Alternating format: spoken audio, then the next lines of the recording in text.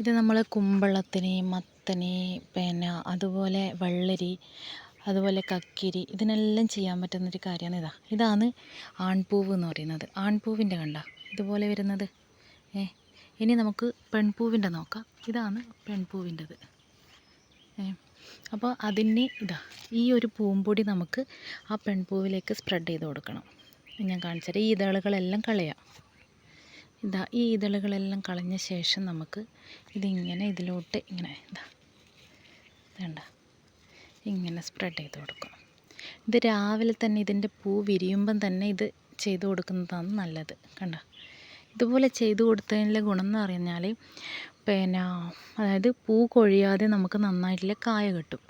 പിന്നെ ഈ കായ പൊഴിയുന്നത് നമ്മളെ കായീച്ച ശല്യം കൊണ്ട് മാത്രമല്ല, ബോറോണിൻ്റെ കുറവുണ്ടെങ്കിൽ, അതുപോലെ പൊട്ടാസ്യത്തിൻ്റെ കുറവുണ്ടെങ്കിൽ ഒക്കെ ഈ കായ കൊഴിയാനും മതി.